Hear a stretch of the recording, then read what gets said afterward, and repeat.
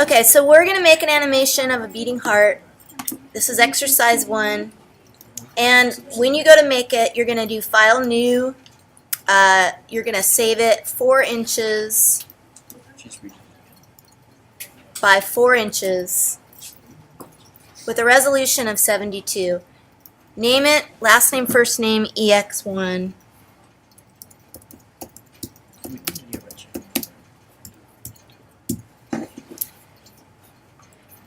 Make sure your resolution is 72. Now you'll get a background from the internet and you'll drag it into it. And I've already got this one set up with the backgrounds.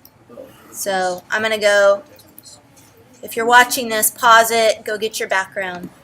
Make sure your layers are showing. Let me actually hide my desktop too, so it's a little distracting. So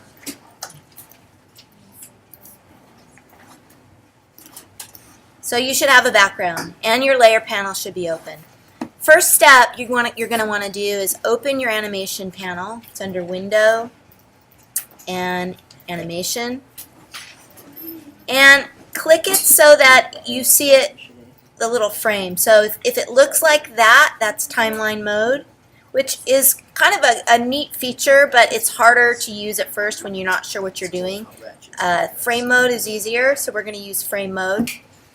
And first thing we're going to do is put a heart on this little document, and then we're going to animate that heart.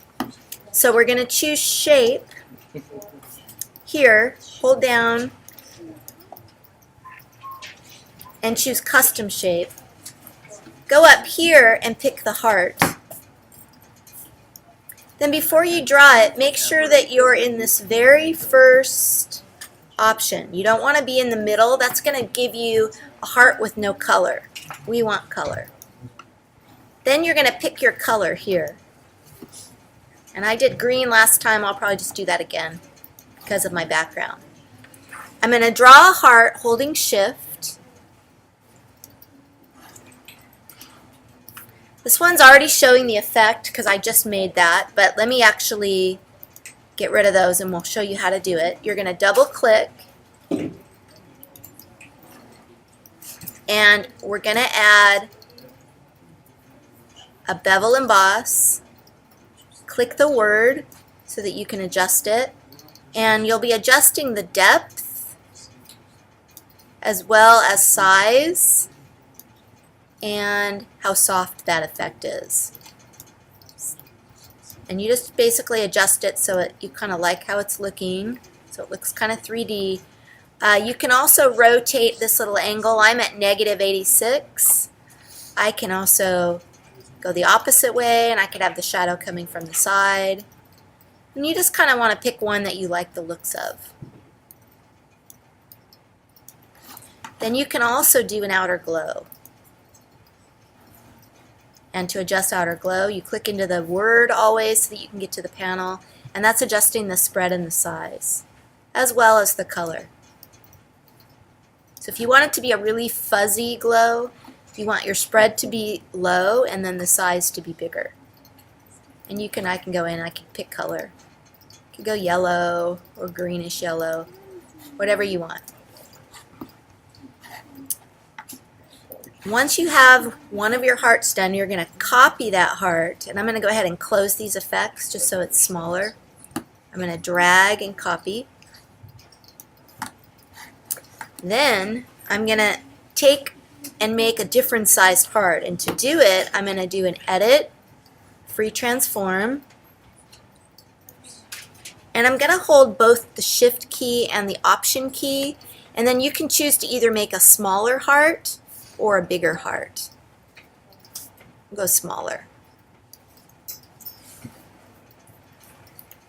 So I have 2 hearts now. I have a big heart, I have a small heart. Now I could choose to change the effects on these if I wanted the glow to go to a new color, or I wanted it to get bigger and smaller, or I can leave it the same. So for my first frame, I'm going to turn off one of the hearts. I'll go ahead and turn off the big heart. Then I'm going to go ahead and copy that frame by clicking the copy button. And I'm going to turn off the small heart, and I'm going to turn on the big heart. So now I actually have my animation. I've got a beating heart. The timing right now is set to 10 seconds. That would take forever to play, so I don't want that. I'm going to set 1 to 0.5, and I'll go ahead and set the second one to 0.2. I'm going to set it so that it plays forever, and that's right here. I'll switch, and then I can play it and see what it's going to play like. So there's a simple beating heart. Now if I want it to kind of do a thump, kind of a, more like a heartbeat, I'm going to make more than 2 frames. So I'll turn this off for now. I'll copy by just select the one you want to copy. I'll copy it. And I'm going to switch this to be, well, no, maybe I'll leave it as a 0.5. Then I'm going to copy the bigger heart.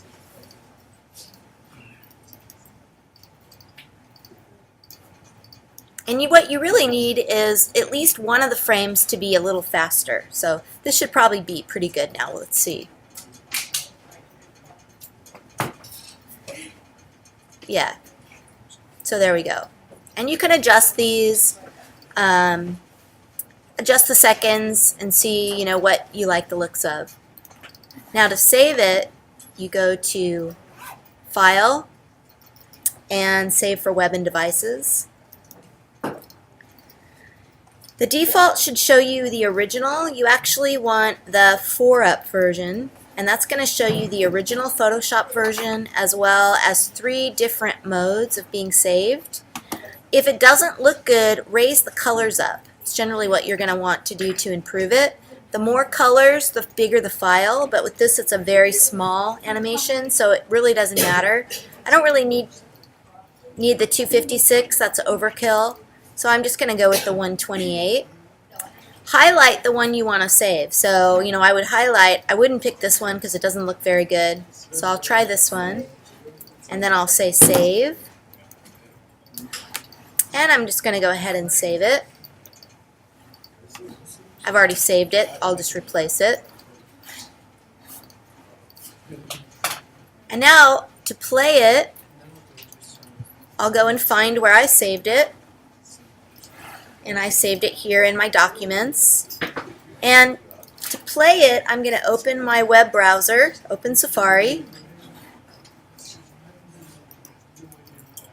And I'm simply going to take the file and I'm going to drag and drop it in the menu bar.